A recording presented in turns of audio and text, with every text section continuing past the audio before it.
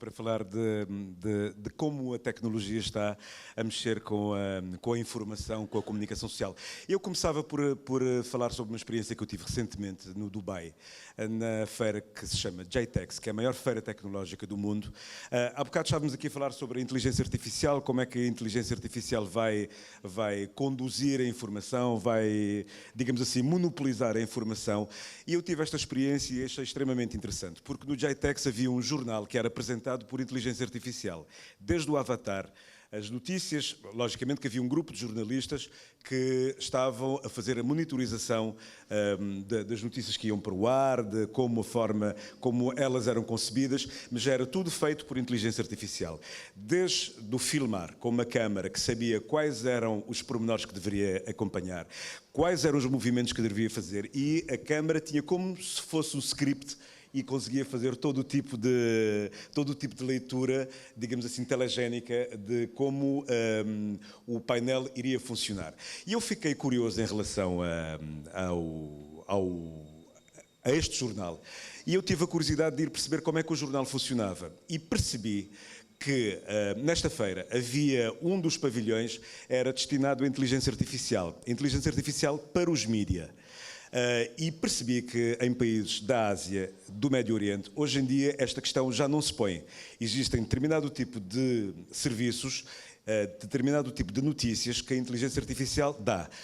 E eu cheguei a conhecer um projeto do Channel News Asia, que é o maior canal de informação da Ásia, com sede em Singapura, e que estava a desenvolver um trabalho juntamente com a France Presse. E em que eles forneciam determinado tipo de conteúdos, determinado tipo de informação, usando 100% inteligência artificial e com uma fiabilidade completa, sem nenhum tipo de erro, sem nenhum tipo de fake news. Logicamente que há pormenores que nós devemos ter em atenção, mas esse canal, a experiência estava a ser feita e era um sucesso e estava pronto para ser comercializado. Inclusivamente, hoje em dia já há canais que usam, o Saulo é capaz de saber mais do que eu, hoje em dia há canais que já utilizam um avatar para, não diria dar as notícias, mas por exemplo para fazer uma coisa que as televisões pagam, que é para ter alguém para fazer leitura do estado do tempo. E existem canais, Al Jazeera já tem às tantas da madrugada um canal para fazer a leitura com um avatar do estado do tempo. Este Channel News Asia também já tem um canal para fazer esse tipo de leitura. Isto só para dizer que quando falamos de inteligência artificial, da forma como ela é usada na comunicação social, nós ainda ficamos um bocado meio apavorados. Bom, vamos perder trabalho, vamos ter que reinventar como fazemos a comunicação social, os mídias vão ter que, sei lá, virar a cabeça para baixo e tentar sacar o melhor que há de si. Mas nós estamos em pleno século XXI, há projetos que estão extremamente acelerados e que, como eu disse, já começam a ser comercializados e que num espaço de 6, 7, 8 meses estão prontos para chegar no mercado como o cabo-verdiano e com os preços a caírem drasticamente. Se há um ano atrás comprávamos um software de inteligência artificial por 2, 3 mil dólares, hoje se calhar o preço é muito mais barato. Esta era só uma chega porque tenho ouvido muito a falar sobre inteligência artificial e a comunicação social, inteligência artificial e a forma como ela vai dominar o trabalho de cada um de nós, mas eu acho que nós não devemos ter esse receio. Nós devemos é nos adaptar a este mercado novo que está a surgir e que está a surgir como projetos que estão a acelerar de uma forma muito rápida. Nós temos processos que estão a ser rapidamente acelerados e se calhar vamos ter a oportunidade de falar um bocado sobre isto, sobre as emissões, a qualidade que nós temos nas emissões utilizando o digital, as narrativas jornalísticas que nós podemos utilizar também com o digital, enfim, tudo isto vai ser objeto deste painel e eu se calhar eu convidava a Sofia, que tem uma visão muito mais técnica de como o digital pode estar inserido, de como a transformação digital na comunicação social ou como a tecnologia vai redefinir os mídias. Se calhar eu começava por ti. Bom dia a todos. Muito obrigada por me terem convidado. É uma honra estar aqui presente de ex-colegas numa casa em que aprendi muito e presenciei profissionais de enorme qualidade e que, pronto, estou muito honrada por voltar. Me pediram para falar da transformação digital na comunicação. Fiz uma pequena apresentação, não quero aqui, já tivemos excelentes apresentações, já falámos muito sobre o tema, desde o primeiro painel que o AI tem estado a ser trazido. Eu quero mais aqui encher o chouriço para podermos ter mais tempo para o debate. Então, vou dirigir ali, porque a apresentação está no computador.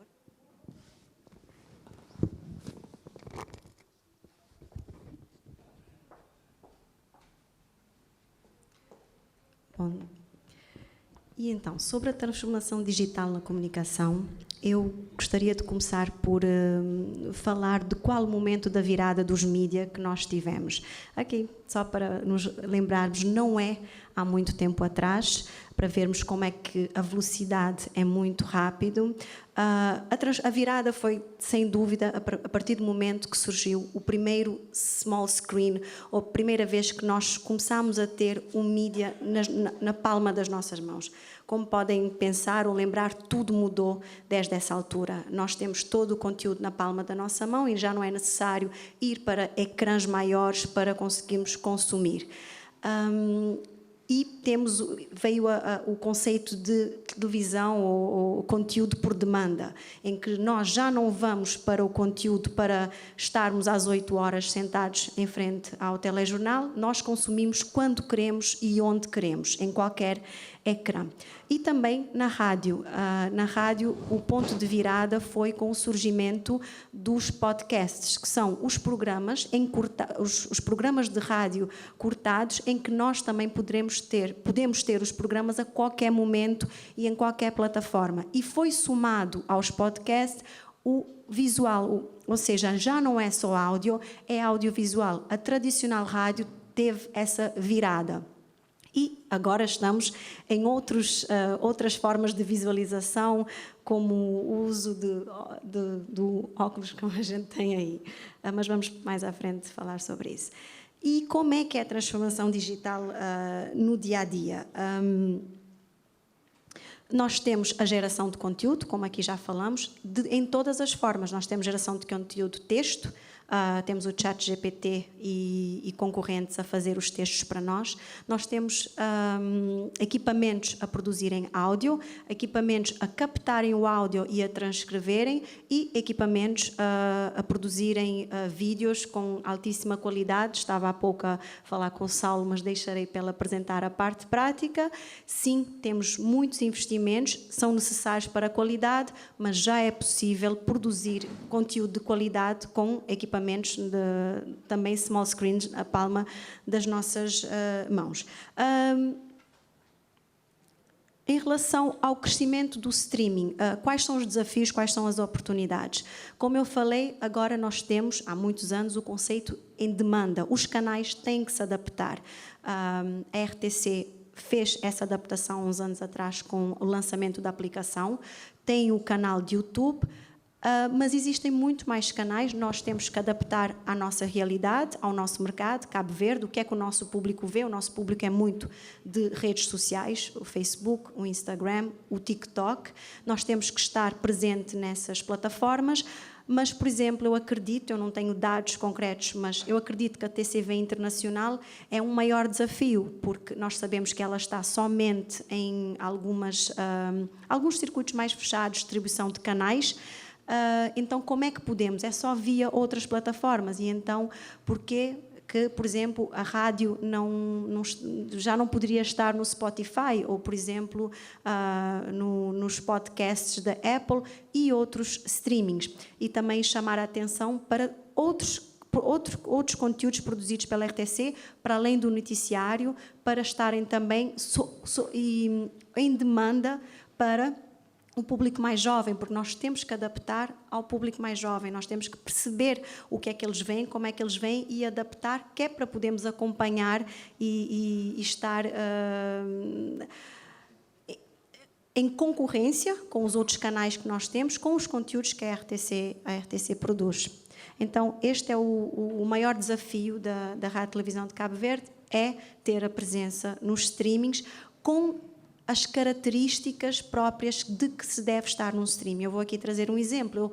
Eu por exemplo, eu não tenho por hábito ver o telejornal, mas tenho por hábito ir depois ver as notícias, mas tenho dificuldade em encontrar as notícias. Tenho alguma dificuldade pela forma como ela é apresentada, então é necessário adaptar um pouco mais, principalmente na rádio, como é que a informação técnica dos conteúdos está para o consumo.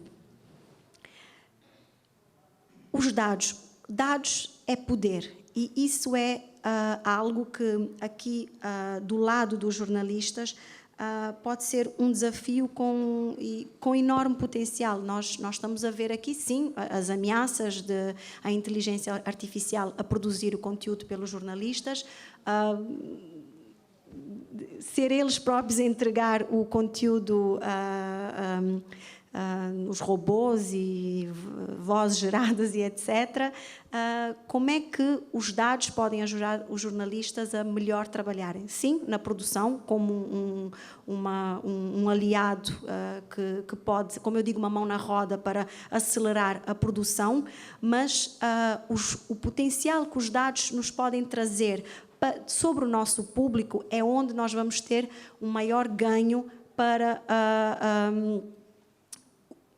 uma melhor e maior audiência ou uma audiência mais direcionada.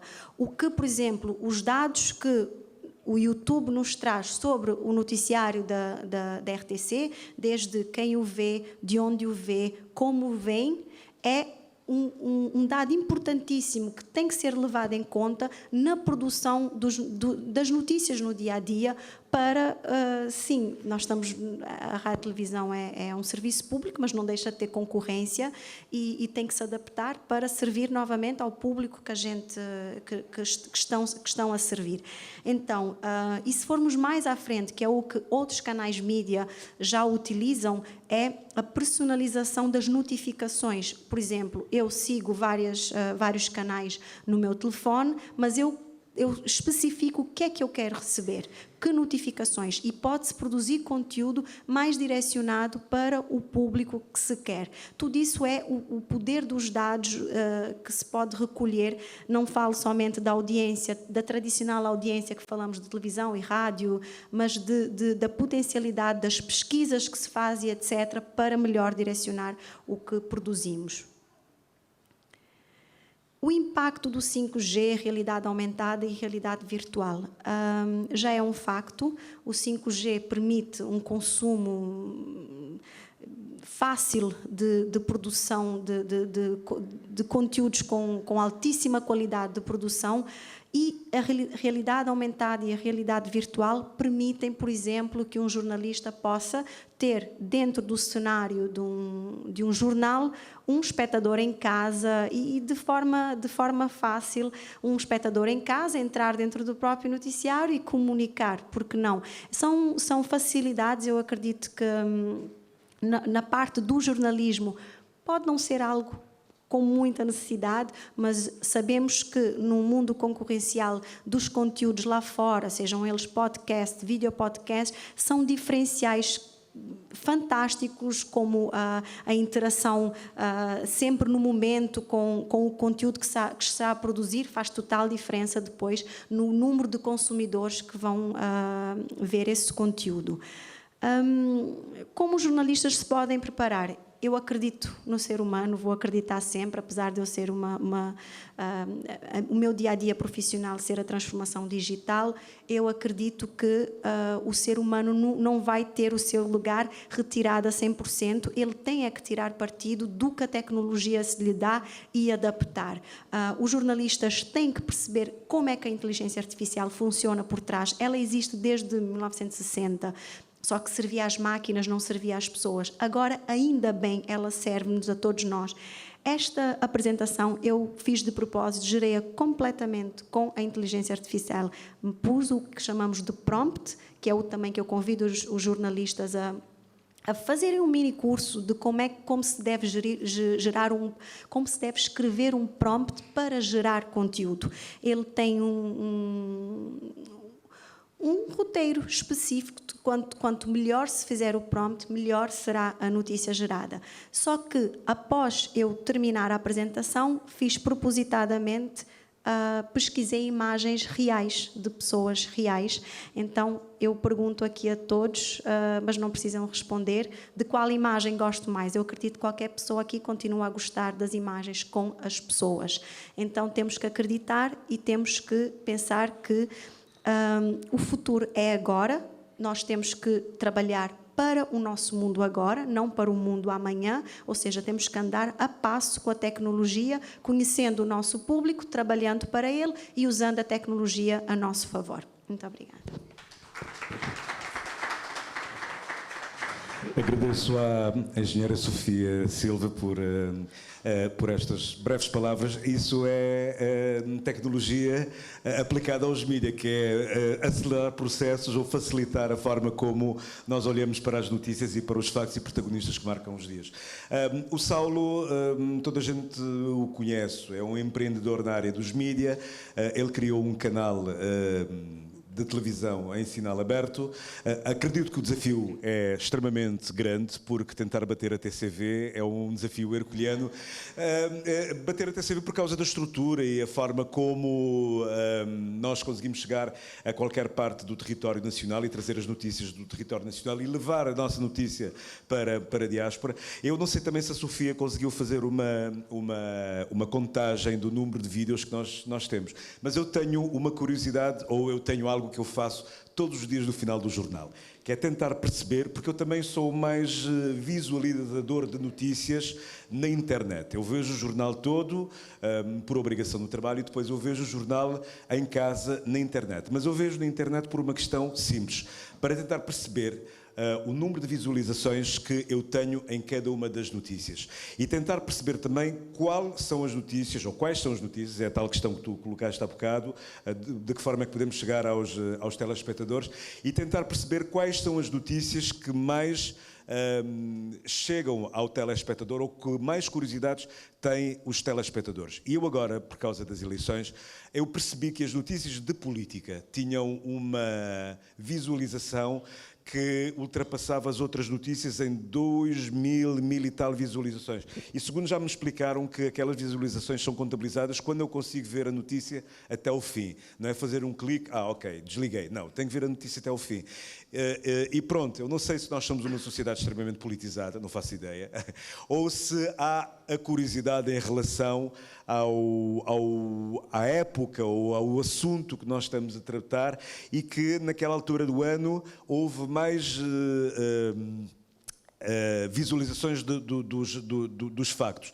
E eu, antes de passar ao Saulo, em relação às notícias políticas, eu há dias estava a conversar com um amigo meu que por acaso faz parte de um partido político e então ele media a intenção de voto do seu candidato em relação ao que é que estava, ou a contabilização, a visualização não dos likes, mas da forma como os 1.9K, acho que são 1.900 visualizações, façamos de conta que este era o número. Ele fazia visualização ou fazia estratégia de campanha em relação ao número de pessoas que estavam a ver o nosso site.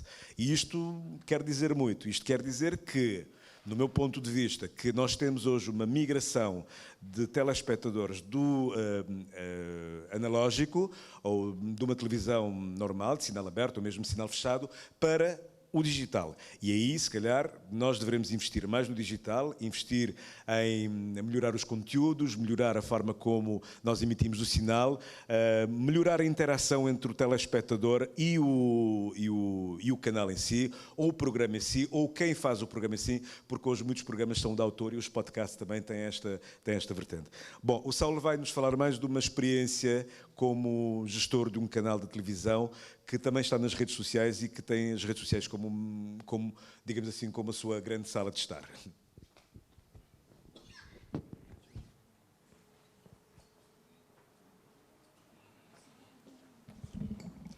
Muito bom dia a todos.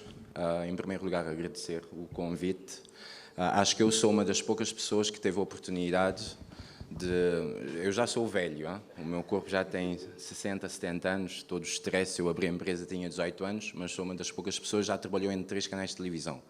E estou a ver aqui colegas, não é? O Savi, o meu carro ali, também tem o operador também. Fomos colegas na Tiver, fui um dos diretores na Tiver, na altura cheguei dos Estados Unidos. A Tiver acho que já tinha feito a primeira emissão, a primeira fase de emissão experimental, não é? Eu entrei já na segunda fase, relancei o canal. Depois tive a oportunidade também de trabalhar em parceria com a TCV na altura, o Valdemar era o diretor do canal, não é? E nós fizemos, inclusive, lembram-se do O Vencedor, um programa tipo Quem Quer Ser Milionário, fizemos 3 temporadas, ok? A primeira, a Casa do Líder, o início da segunda também. Inclusive, eu tinha uma sala dentro da televisão. Não era o funcionário da televisão, mas era uma coprodução. Eu tinha uma sala específica onde nós produzíamos. O programa O Vencedor era gravado, depois eu ia editar. E inclusive com equipamentos da televisão. Eu fazia toda a produção, fazia todo o trabalho comercial e depois colocávamos o conteúdo no ar. E hoje em dia tenho o canal da Televisão África. Na verdade, já tínhamos a Green Sport e a Música TV, canais a cabo, e hoje em dia consolidamos num canal único. Então tenho essa experiência e tenho colegas na RTC e, obviamente, para parabenizar o trabalho que vocês têm feito. E antes de chegar, estive num outro encontro a mostrar a importância, obviamente, de termos um canal público, que hoje em dia se debate muito a questão do financiamento, não é? Com mais canais, a televisão digital veio facilitar tudo, mas a importância da RTC é inequívoca e é para continuar e é tudo isso, não é, que vocês têm estado a fazer. Para mim é uma honra estar aqui presente. Rapidamente, vou dar alguns exemplos. Obviamente, hoje em dia, toda a transformação digital ajudou e muito a indústria da televisão. Eu já trabalhei 20 e tal anos na televisão, as pessoas não têm noção disso. Eu comecei a trabalhar, eu fui editor de uma revista com 17 anos, 16 anos, na minha igreja, e eu, desde os 16 anos, já filmava e já fazia produção. Trabalhei toda a minha 20 e tal anos, ok? E eu tive a oportunidade de acompanhar a migração do analógico para a digital. Eu trabalhei com a VHS, com Betacam, e eu lembro, na altura, um dos desafios que nós tínhamos na Tiver era a questão da distribuição do sinal, não é? Não havendo, hoje em dia, o que nós temos a Cabo Verde Broadcast, o maior desafio é como é que nós íamos levar o sinal que produzíamos cá na praia, uma empresa pequena com 10 funcionários ou o quê? Eu era apresentador, diretor. Havia um programa que eu era apresentador, fazia o comercial, gravava num green screen, corria, colocava a câmera a gravar, vinha gravar, editava e colocava no ar. E depois ia negociar na altura com a CV Telecom, Jogos dos Números, que é um programa assim que nós fazíamos. Mas na altura tínhamos um grande desafio, sendo analógico, ter presença em todas as ilhas, não é? Foi um grande desafio, neste momento não é um desafio, não é? Mas durante anos foi o desafio. Hoje em dia, graças a Deus, com a Cabo Verde Broadcast, se não fosse isso, dificilmente íamos ter um canal a TVA, porque são custos de milhões, não é, de dólares de investimento, só a nível de difusão de conteúdos, seria impossível. Então, esse foi um grande ganho que a televisão digital trouxe para produtores de conteúdos e pessoas que já tinham experiência e sempre tinham esse sonho, não é? E hoje em dia temos os canais que nós já temos em Cabo Verde. E para dizer que a tecnologia, obviamente, tornou todo o processo mais rápido. Há 2 fatores importantes, que é o tempo e o custo, não é? Para as instituições, para uma empresa, eu penso, em primeiro lugar, obviamente eu tenho toda essa paixão pelo conteúdo, eu estou sempre a realizar, a filmar. Há dias fiz um filme, eu é que realizei. Fui um dos realizadores, a Sara fez a realização, mas fiz a realização, filmei, editei o filme, fiz o som do filme, é o que eu gosto, é a minha paixão. Mas eu tenho também esse olhar de gestor, não é? E para as empresas, obviamente, o tempo e o dinheiro conta. Então, se hoje em dia eu tenho ferramentas à minha disposição que me conseguem fazer de forma igual ou melhor, que essa é uma questão importante. Estive há bocado a falar com o Júlio. Não, o Júlio que estava... É o Júlio. Sim, estava ali. Muitas vezes as pessoas têm esse pequeno conteúdo, não é? Deixa eu ver. Ok, bom. Há tempos nós fizemos lançamos um programa na televisão, que era História em 1 Minuto, que ela foi feita 100% com inteligência artificial. Não sei se vocês deram conta, eu coloquei nas redes sociais, e muitas pessoas começaram, principalmente jornalistas, a criticarem a questão não é humano, não tem sentimentos.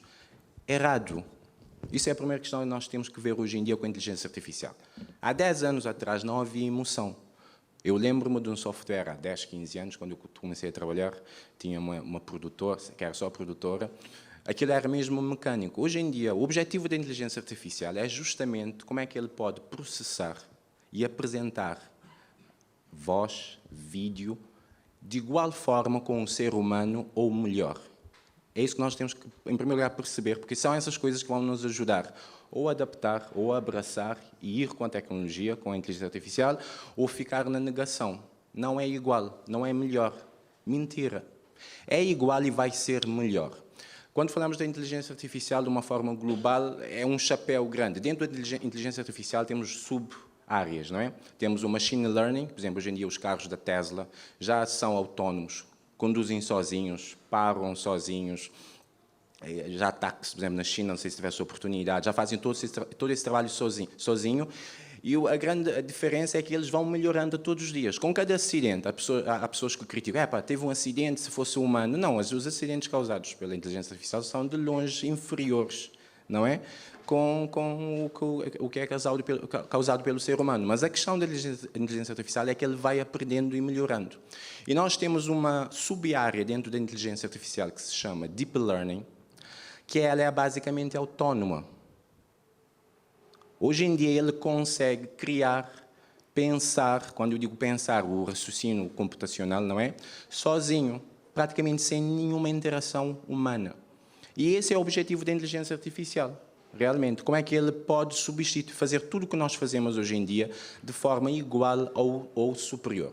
E, obviamente, questões técnicas de produção de conteúdos, elaboração de texto, a máquina, o computador, a inteligência artificial, o fará melhor, 20, 30, 50 vezes mais. Okay? Para dar-vos um exemplo, como eu falei há bocado, dentro de uma televisão eu penso na questão da gestão, o tempo e o dinheiro. E hoje em dia nós todos sabemos, na gestão, obviamente, imagine manter um canal de notícias a 100% durante o dia todo. Íamos precisar de cada programa de 2 horas, 3 horas, já é muito, não é? Um jornalista eventualmente fará 1h30, 2 horas, é muito, mas imaginem isso ao longo do dia. Mas hoje em dia, por exemplo, eu já treinei, e quando eu falo já treinei, não é nada do outro mundo que eu tenho que ter skills de programador para treinar um avatar. Hoje em dia, a grande vantagem no mundo digital, não preciso mais de ter um computador potente, não preciso de fazer investimentos grandes. O Marcos, há bocado, fez menção de questão dos custos, porque hoje em dia o modelo de negócio dessa área em específico, e todo o modelo de negócio, não é cobrar avulso por um produto, mas é subscrição. Okay? Hoje em dia eu pago por um software. Esse programa cometeu o erro de exportar PDF. PDF não passa vídeo. Inteligência artificial, por exemplo, há uma plataforma que eu pago $30 por mês e eu consigo gerar vídeo, texto, edição, tudo. E esse programa, depois vos convido a pesquisar em História em 1 minuto, não é? Ela foi feita 100% pela inteligência artificial. Tem um avatar, ok? Que eu escolhi, que é mais próxima de uma cabo-verdiana, de uma jornalista cabo-verdiana, mas hoje em dia eu já tenho um avatar, por exemplo, no estúdio da Ivelisse, não é? Treinada. Se eu quiser lançar uma telejornal, a Ivelisse por algum motivo está doente hoje, não consegue ir representar o telejornal, eu só coloco o texto e a Ivelisse faz o pivô para a câmara. Qual é a vantagem? Não preciso de um estúdio, não preciso de um técnico de som, não preciso de um realizador, de um diretor de produção, não preciso de uma maquiadora, ok? Não preciso de nada disso. $20 por mês. E eu posso fazer quantos conteúdos eu quiser. Será que isso tem impacto ou não tem impacto? Para um jornalista, faz confusão. Mas eu vou-vos dar um exemplo. Quando se começou a fazer cinema, havia uma tarefa, não haviam técnicos de som, porque o cinema era mudo.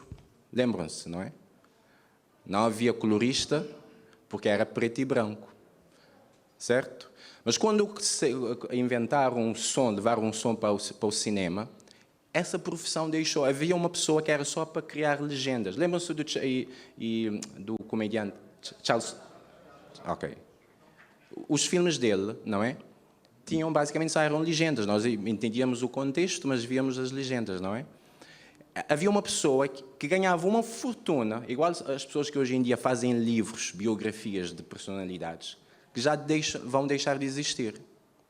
Okay? Essa pessoa ganhava uma fortuna, mas quando veio o som na televisão, ninguém precisava dessa pessoa. Eu vi um filme há dias que retrata justamente isso. Mas surgiram novas profissões. O colorista que não havia e o técnico de som, que são dezenas num set, que não existiam. Então, é isso, quando eu falo, eu como gestor vejo essas vantagens. Okay? E nós, quanto mais tempo negarmos isso, eu falo a nível da gestão de uma empresa de audiovisual, que hoje em dia os ganhos têm sido brutais, como eu disse, hoje em dia eu consigo criar um avatar de qualquer pessoa. Depois há a questão toda legal. Se eu fizer isso, não sei se recebo uma nota já na segunda. Ou amanhã. Mas a questão, uma grande vantagem da tecnologia é que há coisas que a lei não prevê, igual quando veio o Uber, e tu podes fazer, não é? Porque não há nada... O que é que impede de eu criar um avatar de uma pessoa que já me licenciou para utilizar a voz ou a imagem dessa pessoa? E hoje em dia nós temos canais na Índia e na China que é 100%. E para uma empresa faz todo sentido.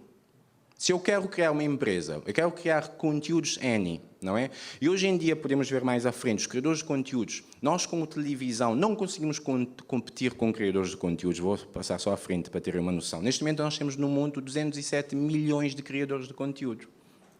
Ok? Temos 114 milhões de canais no YouTube. E essas pessoas produzem conteúdos, têm pessoas, o gajo que é o Mr. Beast, fez 82 milhões de dólares só no seu canal de YouTube. Mas ele fatura cerca de 600 milhões com todos os outros negócios que tem à volta. E ele tem praticamente centenas de pessoas a trabalharem para ele. Dificilmente um canal tradicional vai conseguir competir. Okay? Então não é só uma questão entre canais, não é só uma questão se eu quero ou não, ou se eu me sinto ofendido, se vou perder o emprego ou não. É uma questão de... é obrigatório eu me adaptar, por causa dos novos players que começam a existir no mercado. E hoje em dia podemos ver também que, esse é um estudo, o segundo quadro, 60 e tal % das Smart TVs no mundo já fazem só streaming. Não vem broadcast, não vem cable TV, só streaming. Ou a Hulu, ou a Amazon Prime, ou a Netflix, 60 e tal %. Então, é o que a Sofia fez menção há pouco, as pessoas querem ter acesso a conteúdos quando quiserem, onde quiserem, não é? E na quantidade que quiserem. Então, isso já é uma tendência. E por isso que hoje em dia, por exemplo, em Portugal, discute-se neste momento a questão do financiamento dos canais, não é? Porque o acesso às publicidades de forma tradicional, acesso ao espaço do bloco publicitário, as marcas hoje em dia têm muito mais inputs, nos ads, não é, que vão para as redes sociais, conseguem decidir.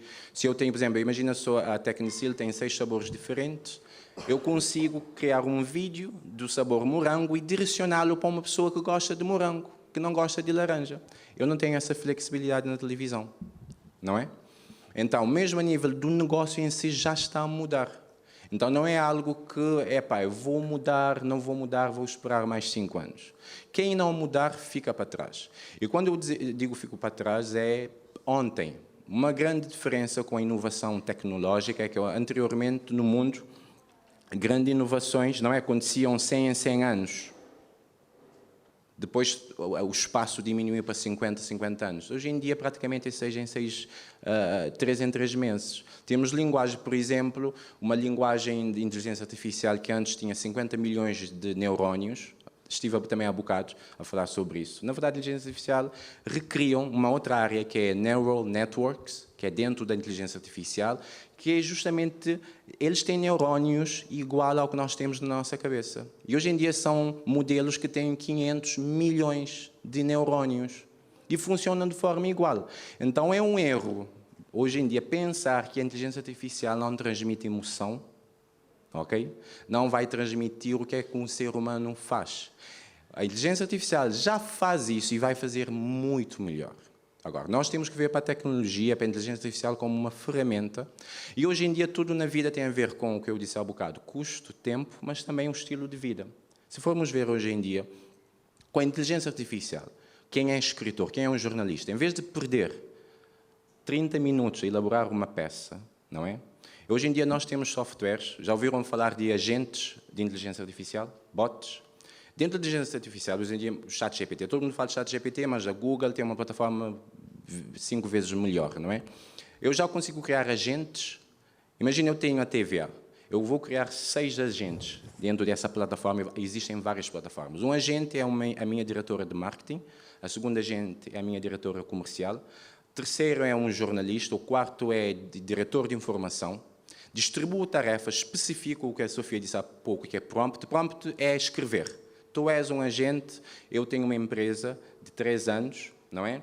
Tenho uma concorrente no mercado, como o Marcos disse, a RTC, e quero crescer em 2 anos. Okay? Eu defino o meu objetivo. Quero crescer em 2 anos para ter esse resultado no YouTube, no Instagram e tal. Eu, como o ser humano, não é? O dono da empresa, estabeleço a meta, não é? E crio esses bots, cada um com uma tarefa específica. E já está. Meus caros, consegues ver inclusive o processamento no back-ending. Cada bot vai comunicar, falar com o diretor comercial, o agente de marketing vai dizer quanto é que tu precisas faturar para fazer isso. E ele responde, preciso disso. E o diretor de marketing vai criar campanhas, spots publicitários, posts no Facebook, vai testá-los no Facebook. Depois pega os dados analytics, traz para a direção comercial, que é um bot, que é inteligência artificial, trabalham durante minutos, ok? Eu posso ter um plano de negócio, um plano de marketing e comunicação detalhado com tudo o que eu tenho que fazer para atingir esse objetivo específico. O que é que eu quero dizer com isso? Não faz mais sentido, obviamente, eu como gestor, perder o meu tempo. A Sofia fez a sua apresentação com inteligência artificial, PowerPoint. Os administradores, diretores, quanto tempo é que vocês gastavam anteriormente? Quanto tempo é que gastam para fazer uma apresentação PowerPoint bem feita? E às vezes eu sei, porque eu já fiz para pessoas, outras pessoas, gastam-se horas, ou então contratos a pessoas, grandes apresentações não são feitas por aquele CEO, administrador. Mas hoje em dia, em 1 minuto, eu só faço o input do prompt, quero fazer essa apresentação para esse público e quero uma linguagem para esse tipo de público, e em 2 minutos, 1 minuto, menos de 1 minuto, eu tenho uma apresentação com texto, fotos, dados, tudo. Então, uma das grandes vantagens da inteligência artificial é, em vez de eu estar a perder tempo no processo em si, o jornalista estar a perder tempo na pesquisa em si, não faz mais sentido. Eu, pessoalmente, tenho uma opinião muito particular. Eu acho que a única área no audiovisual que vai se safar é a área documental. Nós precisamos de imagens reais, acontece um acidente agora, a inteligência artificial ali em frente ao poeta, não é? Não vai adivinhar a imagem, quais são os carros, as matrículas. Mas, de resto, tudo o que é ficção, tudo o que é apresentação de notícias que já aconteceu e está na rede. E hoje em dia, por exemplo, vou dar um outro exemplo de automação que nós fazemos. Esse bot, hoje em dia crias o teu próprio agente. Eu crio um agente para as notícias. Ainda não está implementado, mas testamos. Temos jornalistas, não temos muitos jornalistas, mas, por exemplo, eu tenho um bot elaborado que eu só coloco lá dentro a nota de imprensa e ele me dá, em primeiro lugar, um post que é de imediato para colocar nas redes sociais. Hoje vamos fazer a cobertura do evento da RTC, vai acontecer às X e o CEO da TVA vai ser um dos oradores. Antes de eu ir para o terreno, acompanha a notícia, vai ser desenvolvida ao longo do dia, coloco. E esse mesmo bot me dá cerca de 6, 8 perguntas de uma qualidade. Neste momento, o Orlando Rodrigues é o diretor no canal, um excelente jornalista, com experiência e tal, com uma qualidade que ninguém consegue, em tempo recorde. Porque às vezes as pessoas, ninguém consegue elaborar essas perguntas como precisas ser humano. Não. E depois, para além das perguntas, já faz o guião do spot, já faz um outro texto que é para o operador de câmara, que tipo de plano é que precisa. E de acordo com a nota de imprensa, as perguntas direcionadas para cada um. Depois, obviamente, eu ajusto. Tens 3 leads, eu preciso só de 2 leads. 3 pivôs, preciso só de um pivô. E já tenho tudo feito. Isso não tem impacto no trabalho do jornalista, que depois tem que regressar e em pouco tempo, não só com o texto, mas com o vídeo. Para os editores, por exemplo, nós hoje em dia na televisão, eu já não edito. Quem já entende acredito que os jornalistas já fazem algum tipo de edição. Para eu fazer uma edição, sabe, eu tenho que ir no timeline, cortar o vídeo. Hoje em dia eu faço corte com texto. Quando eu coloco o meu vídeo na timeline, já gera, faz o transcript do texto, e eu vou no texto e corto as partes que eu não quero, e automaticamente isso reflete-se no timeline. Não é preciso ir o vídeo, porque eu lembro no Betacam, tinhas que ver para a frente e para trás. No texto eu já faço a edição. E automaticamente eu posso automatizar tudo para depois eu ter vídeos em 16:9 ou então 9:16 na vertical. Então, basicamente, tudo isso para dizer, não vou falar mais, é que hoje em dia a inteligência artificial é incontornável, não é? Temos que adaptar, somos obrigados a nos adaptarmos, não é? Não é uma questão de eu querer. E quanto mais cedo fizermos isso, porque a tecnologia tem estado a evoluir, um software que hoje em dia funciona e bem não é mais válido amanhã. Então, quanto mais cedo nós começarmos a investir nisso, e o impacto é inequívoco, é a única forma das empresas, dos canais, é adaptarem, irem para o digital e fazerem uso, obviamente, da inteligência artificial. Mas, obviamente, a tecnologia, como coloquei aqui, redefine os mídias, mas a narrativa e o conteúdo ainda continua a ser a alma da comunicação. Obrigado. Agradeço ao Saulo, não estou a ver a Élida, não sei quantos minutos ainda tenho para colocar umas 2 ou 3 perguntas, se fosse possível.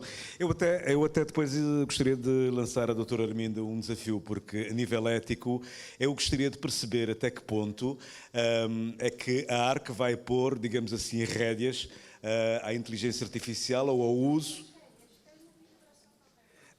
Por uma questão de curiosidade também eu gostaria de perceber como é que uma agência de reguladora vai atuar neste sentido, porque eu comecei a contar uma história no Dubai de experiências que estão a ser feitas, ou mesmo na Ásia, experiências que estão a ser feitas com inteligência artificial, e percebi também que não é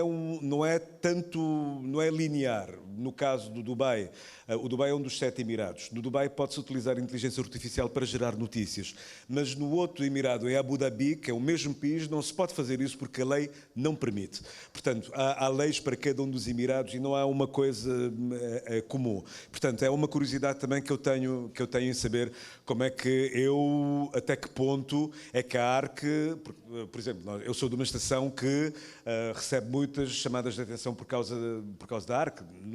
Numas vezes tem razão, noutras vezes não, mas são queixas que são apresentadas à agência reguladora, e a agência reguladora, como a regulação, tem que averiguar o que está aí.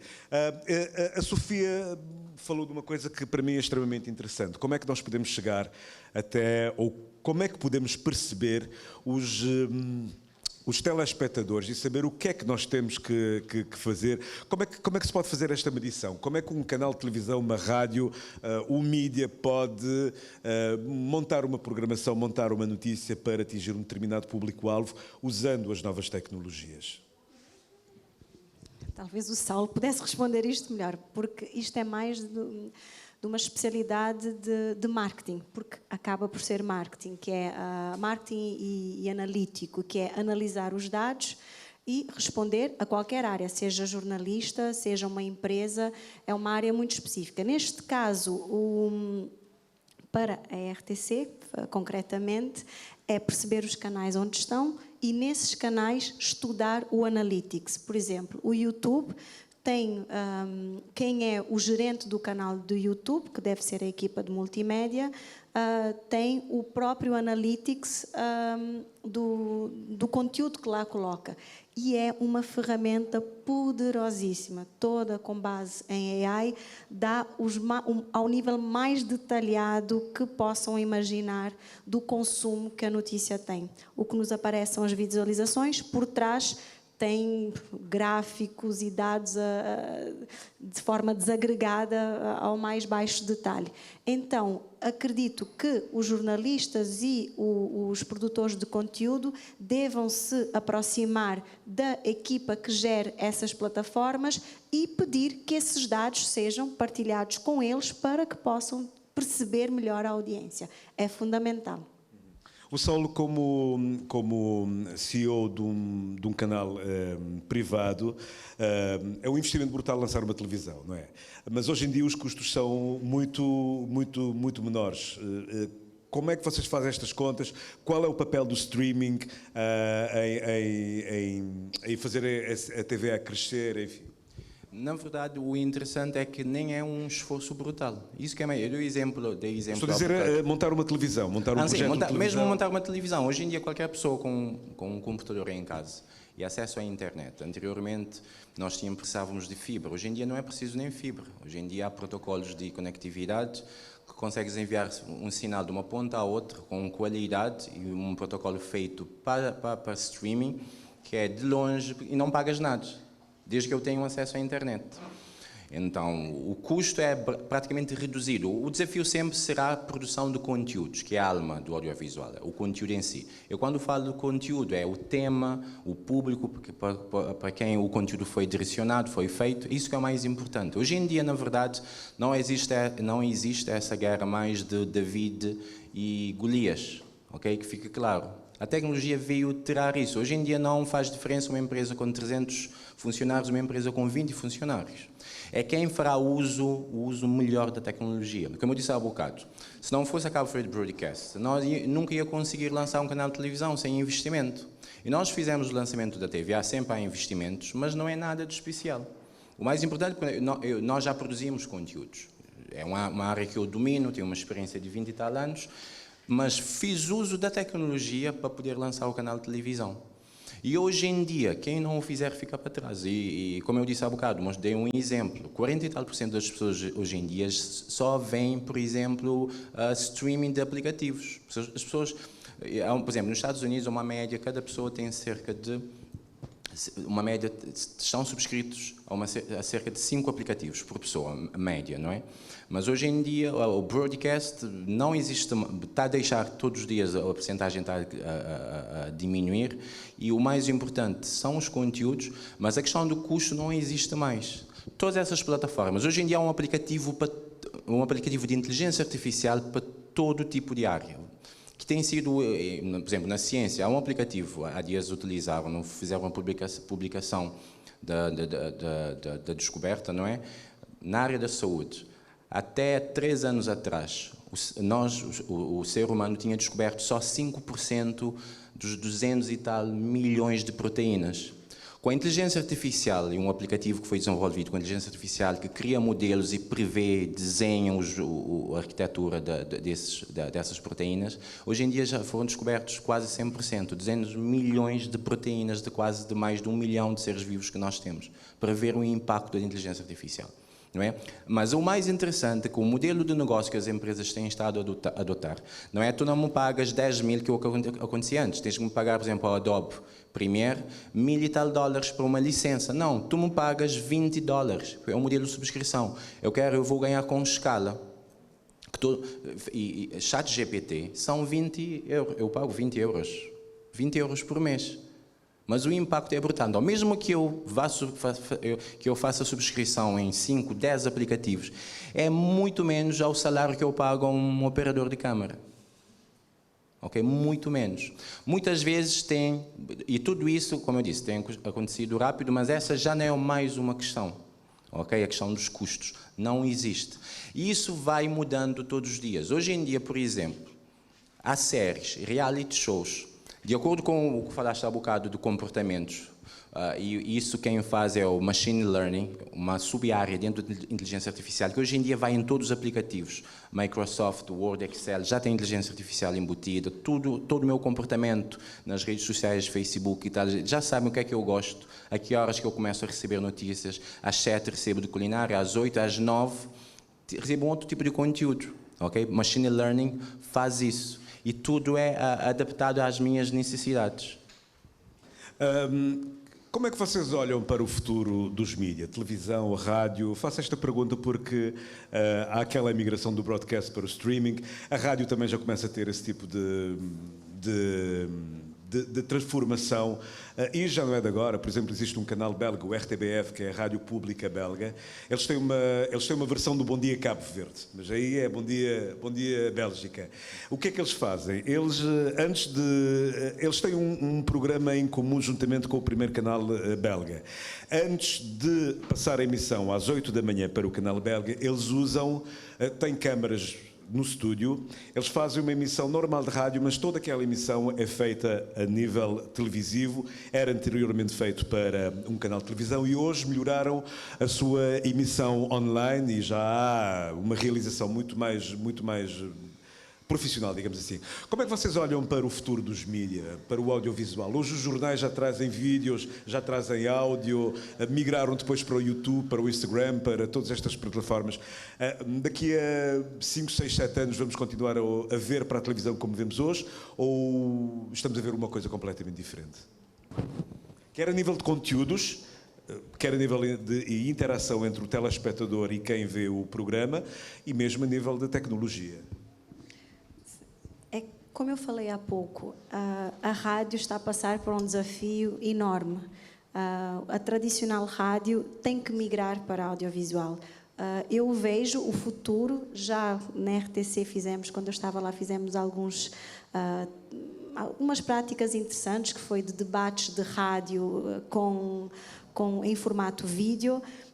Claramente as pessoas já não querem só ouvir, nós conduzimos no carro, infelizmente, com telas à frente, o consumo é feito de uma forma completamente diferente. Então, as rádios devem se adaptar para que os estúdios tenham câmaras internas e que essas câmaras passem a ser um broadcast contínuo, via streaming. Ou seja, o futuro da rádio é audiovisual também.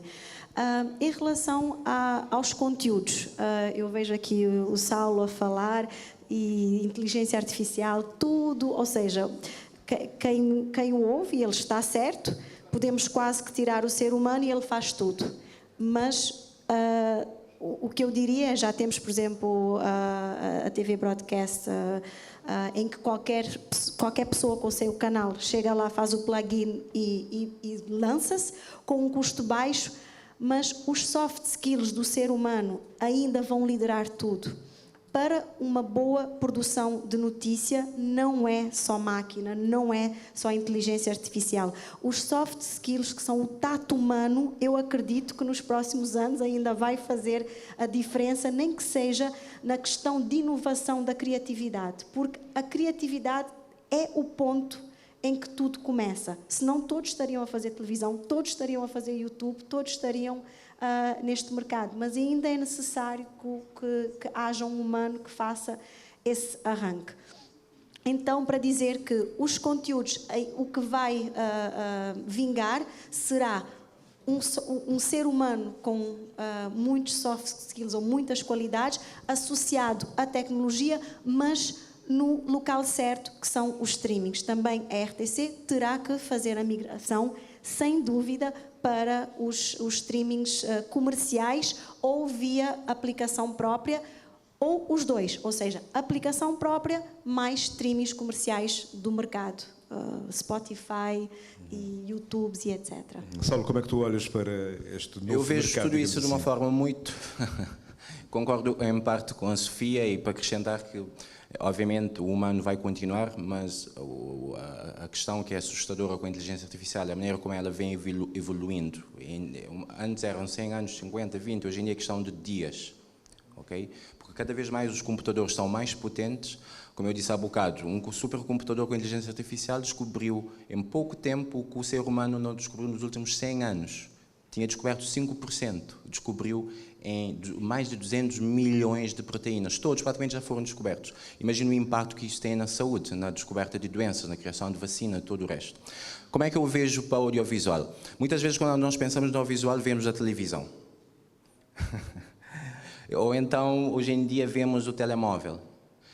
Daqui a 5 anos nós sequer vamos ter telemóvel. Não vai existir o telemóvel. Na verdade, o telemóvel só veio facilitar. Tínhamos um televisor enorme, a tecnologia permitiu que todos os componentes, a conectividade, o Wi-Fi, 5G existisse, não é?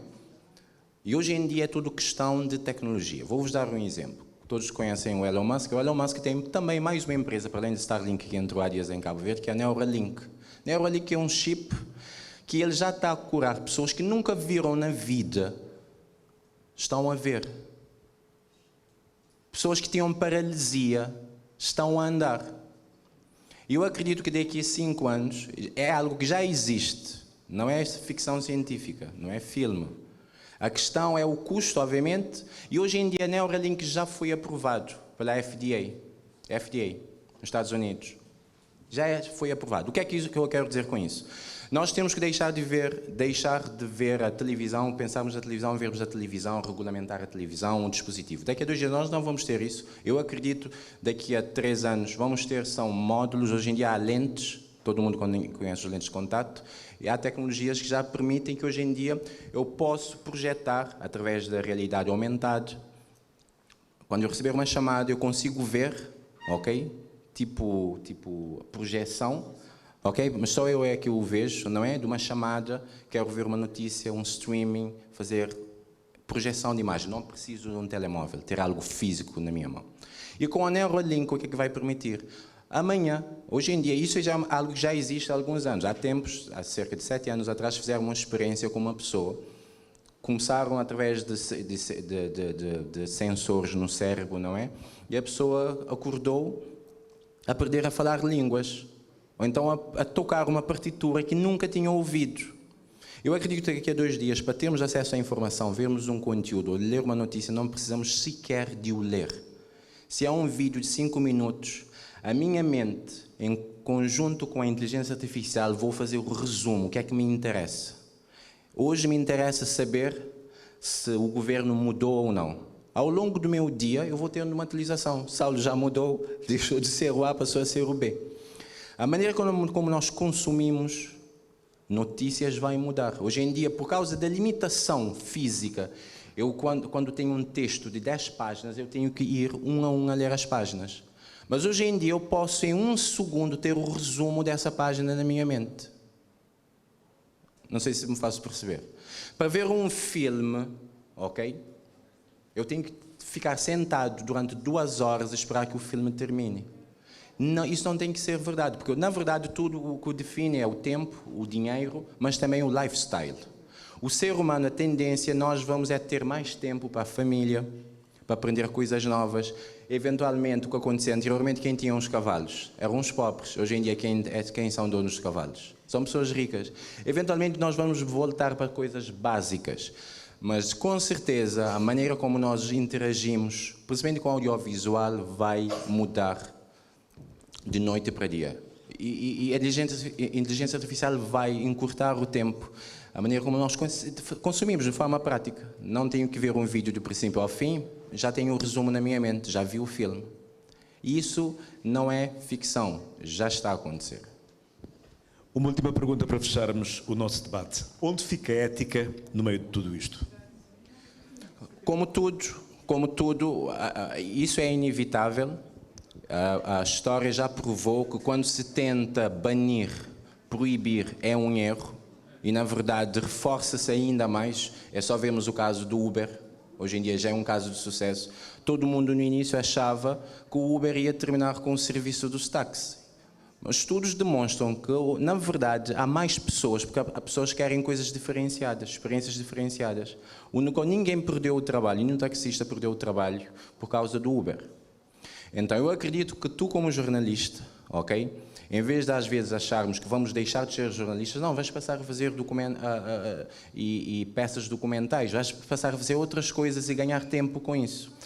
E depois, hoje em dia, infelizmente ou felizmente, tudo com a tecnologia acontece o inverso. Não se legisla, ok, para depois se criar tecnologia. Cria-se a tecnologia depois que vem-se legislar. Isso é inevitável porque a tecnologia não depende dos governos.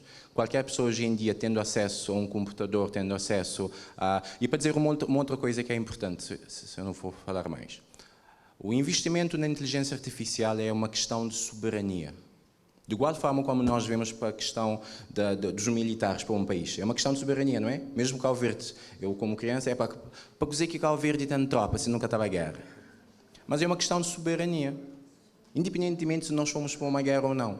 E investir, a inteligência artificial, acho que o governo já começou a fazer isso, não é? Há tempos de lançar uma unidade específica no NOS, não é? Que é só para a inteligência artificial. Porque é que é uma questão de soberania? Hoje, se eu for pesquisar, vou dar um exemplo do nome, Amílcar Cabral. As informações que o ChatGPT e dezenas de outras plataformas, tocamos sempre no ChatGPT, pessoal, mas há outras plataformas melhores do que o ChatGPT. Mas a informação que o ChatGPT me dá sobre o Amílcar Cabral são informações que outras pessoas foram alimentar a plataforma. Foi treinado em cima e depois, muitas vezes, depende da perspectiva desse grupo de pessoas que foram treinando. São horas de treinamento com texto, com vídeos, não é? Muitas vezes é subjetivo, não é? Muitas vezes pode-se perder coisas. Por isso que hoje em dia há países que já investem, por exemplo, o crioulo. Se o governo não investir na inteligência artificial, nós já ouviram falar do LLM, Large Language Models, que são modelos de inteligência artificial que são criados de raízes. Imagine, nesse caso, um modelo que é feito em cima do crioulo e do português, obviamente, por causa de todos os nossos documentos. Mas se formos nós a fazê-lo, não é? A fazê-lo, obviamente, se investirmos nisso, imagina daqui a 1 ano, 2 anos, não é? Em vez de eu estar a receber respostas só em português ou só em inglês, começo a ter respostas em crioulo. Em vez de eu estar a criar conteúdos e contar a minha história só em português, porque neste momento os modelos que existem não foram feitos, treinados exaustivamente na nossa cultura, na nossa língua, no nosso saber. Então, investir também na inteligência artificial, isso falo mesmo a nível do governo, é uma questão de soberania. Porque daqui a 2 dias, hoje em dia a guerra é sobre informação. O tempo que chega a ti e como é que chega. Então, para nós preservarmos a nossa história, a nossa cultura, e para não corrermos o mesmo erro, hoje em dia um dos meus objetivos para ter um canal de televisão é como é que eu posso criar uma narrativa positiva da África. Não é? Então, para nós não corrermos o mesmo erro, de deixarmos outras pessoas, esses modelos são treinados e sempre há interesse, ou não? Sempre há interesses maiores, que não é só a educação e a polêmica existente hoje em dia, Elon Musk com o dono da OpenAI, que fez o ChatGPT, não é? Que questiona isso. Sempre há interesses, não é? Então, nós, para defendermos os nossos interesses como um país soberano, ok? E se queremos que a nossa língua, a nossa cultura seja preservada no futuro, que tudo vai ser à volta de inteligência artificial, temos que ver para isso nesse ângulo. É uma questão de soberania. Da mesma forma que nós encastamos milhões na área militar, defesa, segurança, temos que investir na inteligência artificial. E termos os nossos próprios modelos. E não depender dos modelos exteriores. Senão vão ser as pessoas que vão construir a nossa narrativa. Sofia, tu foste gestora, tu estiveste na administração de um órgão público de comunicação. Onde fica a questão ética no meio de tudo isto? Vou referenciar 2 camadas da ética. A primeira tem que haver um investimento regulatório forte, porque já foi provado que a AI consegue ser discriminatória de forma muito fácil. Temos a questão de género, em que, não sei se já tiveram a oportunidade de ver exemplos em que se pede para gerar conteúdo, ou, por exemplo, se eu pedir para gerar uma imagem, se eu digo, por exemplo, gerar da área da saúde, vai-me fazer uma enfermeira e talvez um médico. Se eu pedir um engenheiro, muito provavelmente vai-me apresentar uma figura masculina. Então, a inteligência artificial tem que se ter muito cuidado, e principalmente nesta área, os jornalistas têm que ter muito cuidado ao gerarem o conteúdo, de fazerem essa revisão em tudo o que toca não deixar ninguém para trás.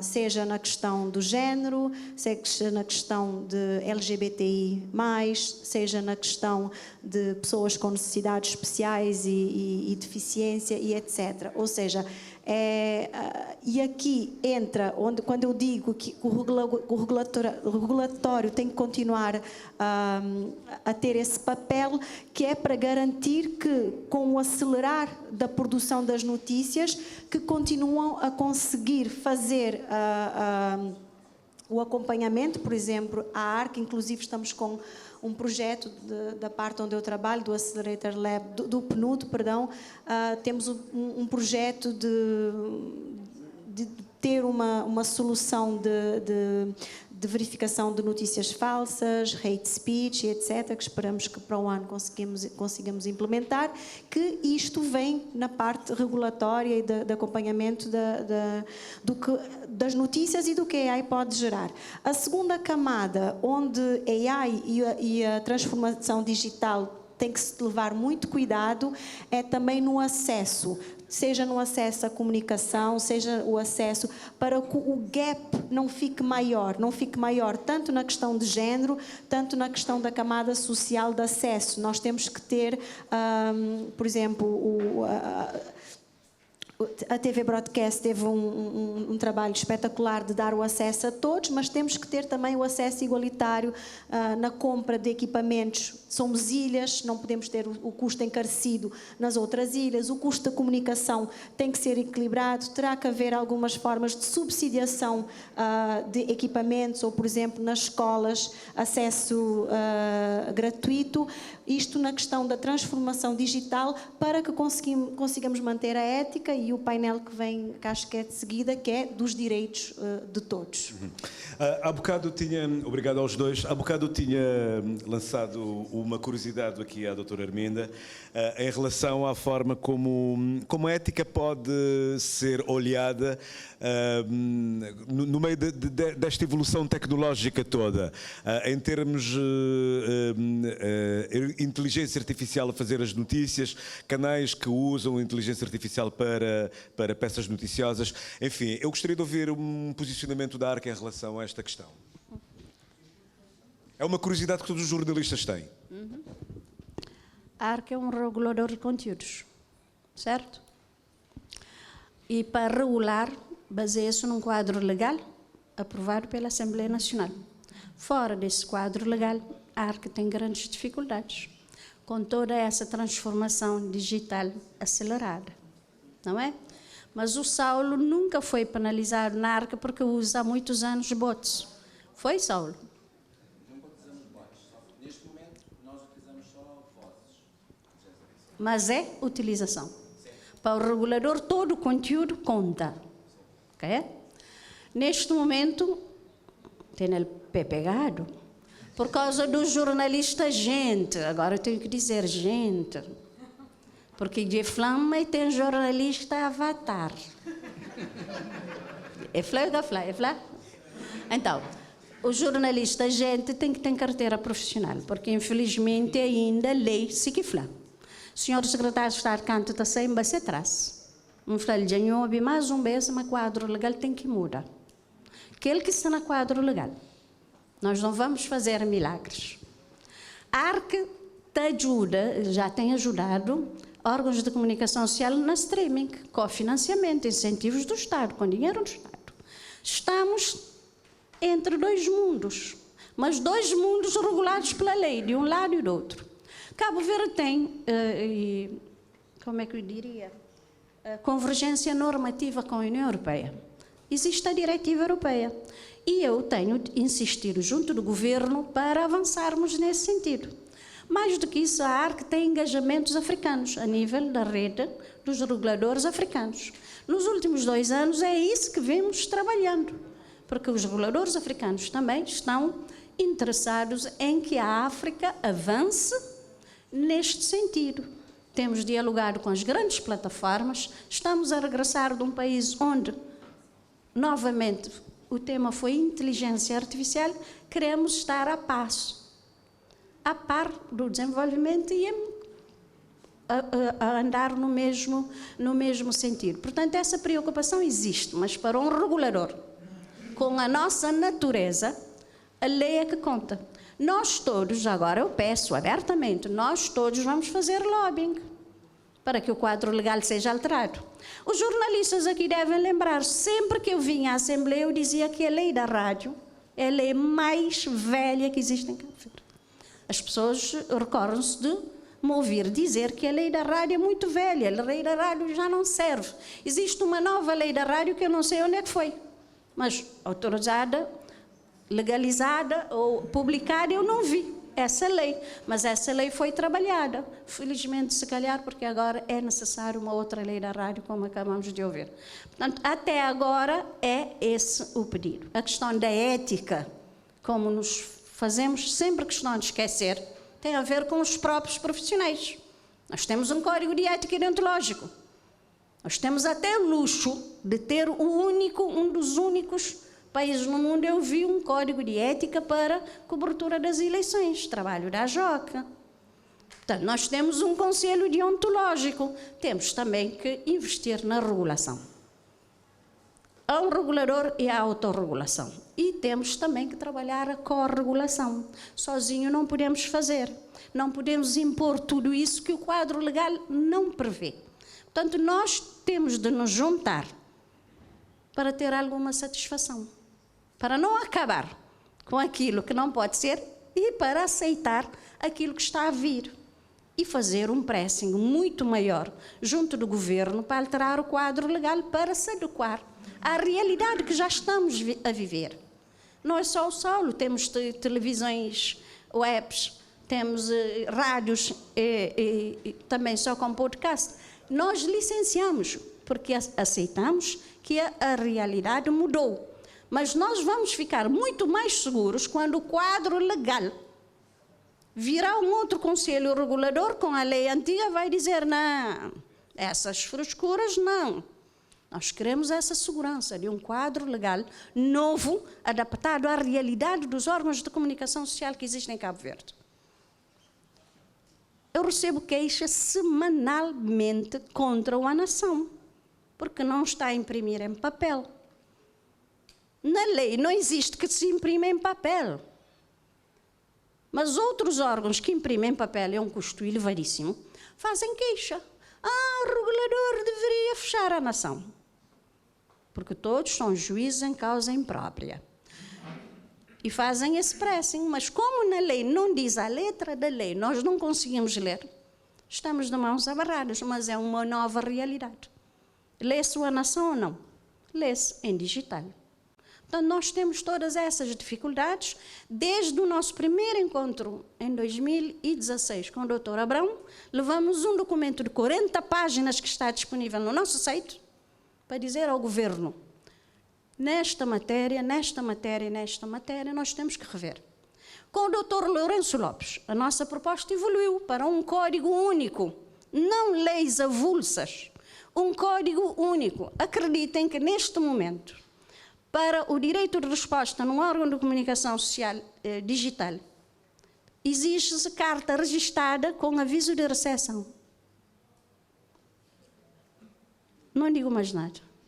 Portanto, já percebi que nós temos que urgentemente mudar a legislação sobre este aspecto. Não sei se alguém aqui na plateia gostaria de colocar alguma questão, mas pelos vistos já está perto da hora do jornal da 13h da RCV. Vamos ter que ouvir o jornal. Inscritas, mas tem que ser cirurgicamente. Ok. Há 2 inscritos, segundo me dizem, têm que ser cirúrgicos para fazer as questões. Não sei quem. Boa tarde. Sim, prazer ouvir os comunicadores e gostaria, não olhando só para o lado da comunicação social, já agora de uma forma mais lata.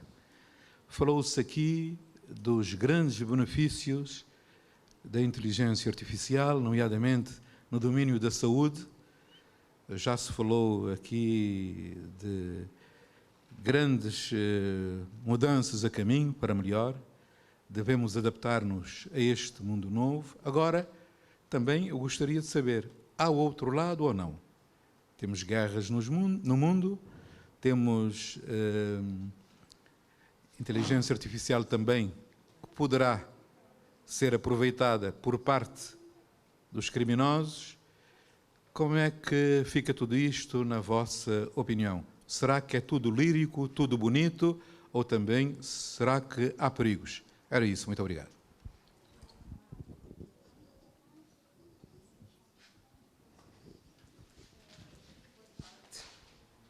Primeiro, para parabenizar os oradores pela explanação, temas muito importantes e interessantes, sobretudo para a nossa geração mais nova. Realmente o futuro está ancorado às novas tecnologias e já agora à inteligência artificial, mas só falaram de vantagens. Já nós, no nosso dia-a-dia, obviamente que usufruímos das vantagens da inteligência artificial, na automação da notícia, na redução dos custos, no imediatismo, mas eu gostaria de saber se existem desvantagens e em que é que nós, profissionais da comunicação, devemos ter atenção ao usarmos a inteligência artificial no nosso trabalho. E uma segunda pergunta tem que ver com a questão da credibilidade.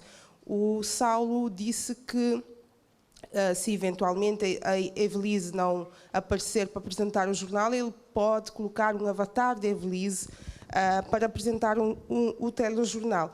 Mas será que se as pessoas em casa souberem que é um robô, que é um avatar que está aí a apresentar o telejornal, ou um avatar do Marco Rocha a apresentar o Jornal do Domingo, teria a mesma credibilidade? As pessoas confiavam nisto? Essa é a minha pergunta. Uma resposta muito rápida, segundo já me disseram. Como eu disse há bocado, a questão aqui não é o meio com que se chega ao telespectador, é o conteúdo em si. De igual forma que anteriormente não existiam filmes de 3D, que hoje em dia um Avatar é o filme mais vendido, mais visto no mundo. Questiona-se a credibilidade, questiona-se que não é autêntico, as pessoas não choram, não riem, não batem palmas. O ser o Marcos Rocha ou ser um avatar, tudo depende de como é que o conteúdo chega. Como eu disse, daqui a 2 dias, sequer. É igual quando nós fazemos a atualização de um computador. Vamos fazer a atualização da nossa mente das notícias do conhecimento. Não vamos ter que ler um livro para ter acesso a esse conhecimento. É isso que está a mudar. E isso já está a acontecer. O que eu quero dizer é que isso não é o mais importante. No final do dia é o conteúdo que chega ao telespectador. Se for o Valdemar ou o Marcos Rocha, ou se for eu, isso não interessa, isso não é o mais importante. E obviamente a lei sempre haverá regulação. Obviamente há indicações, hoje em dia vais à internet, há conteúdos que têm um label, e as pessoas vão ter o label de AI, não é? E as pessoas sempre vão ter a oportunidade de escolher, igual aos quadros, hoje em dia. Lembram-se de uma vez que os outdoors eram feitos à mão? Faz sentido hoje em dia pintar um outdoor à mão, mas na altura os pintores, os artistas, eram artistas, um talento brutal, eventualmente passavam pela mesma crise existencial que nós temos hoje em dia. Mas daqui a 5, 10 anos, vendo para o passado, não sequer serão questões válidas. O mais importante é como é que o conteúdo chega, se chega de forma correta, isso é uma questão válida, mas como eu disse, sempre há pessoas, mesmo se for um avatar de um jornalista, sempre há pessoas por detrás que validam essa informação, mesmo como eu disse há bocado, inteligência artificial, uma boa parte é validada, outra parte é gerada por ela mesma, não é? Mas sempre haverá tags. Poderão existir canais 100% de inteligência artificial, como da mesma forma que hoje em dia existem filmes feitos 100% animação. Mas não impediu ninguém de deixar de ver Avatar, que é o maior sucesso na bilheteira, porque tem que ver o gajo, o famoso ator americano. Brad Pitt, não é? Vai ser tudo questão de escolha e conveniência para cada pessoa. E sempre a lei sempre vai seguir atrás, não é? Sempre vamos tentar regulamentar tudo. Sofia, em 2 minutos. 1 minuto. O bem e o mal vão sempre existir, que seja que tecnologia vier. A ignorância e o saber vão esbarrar toda a nossa vida e as próximas gerações. Então, qualquer tecnologia que vier vai ter sempre esses 2 lados. E vai ser o mundo que estamos a construir hoje, os filhos que estamos a criar, que vão fazer a diferença na escolha do bem e do mal, da ignorância ou do saber, da qualidade ou da má qualidade. Então é isso, somos nós, por isso é que eu digo, eu acredito sempre no ser humano, vamos ser sempre nós, os seres humanos, a fazer a diferença e a escolha. Entretanto, a velocidade que a tecnologia traz junto o grande risco dos fake news, dos hate speech e da desinformação. Esse é o que é o maior problema que estamos a enfrentar com este evoluir. É como identificar estes 3 grandes pontos no nosso dia a dia. E isso sim é onde vem a maldade e traz um grande problema. A desinformação, fake news e hate speech. É o maior problema. Muito bem, obrigado aos dois por nos terem ajudado a olhar para este tema tão interessante que é a informação e com estas novas tecnologias, como é que isto vai ser gerido. Obrigado a todos e bom almoço.